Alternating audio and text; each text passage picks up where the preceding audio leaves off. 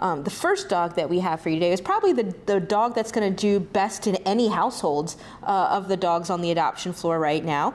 This is Joanie, and she is a 3 to 4 year old Terrier mix. She's got a great red, brindle, and white color, and she's recommended for children of any age, and she's also a really great size. You know, as an established adult dog, she's only about 45 pounds, which means she might put on a few pounds, but she's not going to get any bigger.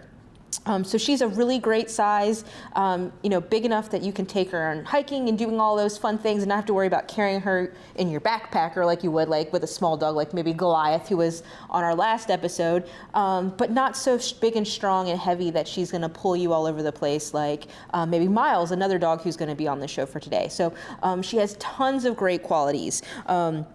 No real issues in her behavior assessment.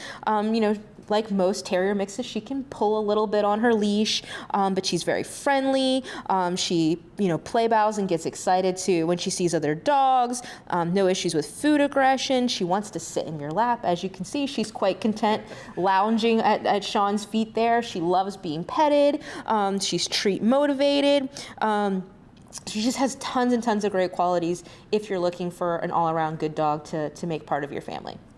So we often talk about dog body language, but cues can vary from individual dog to breed. Isn't that right? Yeah, so one of the things with Joanie that we want to look into, like a lot of people, we talk about piloerection, or like when their hackles stand up, when their fur stands up, and that can be a sign of stress and anxiety and fear and all these other different things, but you have to look at your breeds, and you might say, well, she's a Terrier mix, a Pit Bull mix. Why is that an issue? Well, she's definitely mixed with something else, probably a Ridgeback, and you can kind of see faintly she has a little mohawk on her back as she rolls over, and so that's just like, it's like a calic almost. So it's not that her fur is standing up, that's how that always is. So you have to, learn individual things that are specific to your dog, and if you have a dog with more distinct features, like boxers and Dobermans and things like that, they're going to have some different features. But when you're looking at Joanie, you can't say, oh, she must be nervous or scared because she's having that fur standing up,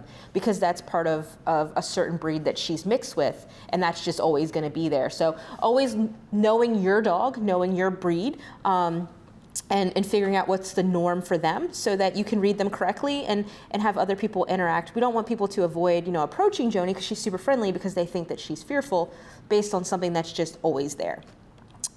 If you think that Joanie is going to be a great addition to your household, then you definitely want to take that first step and book an appointment to visit her. And the only way to do that is by going to visitfcac.as.me.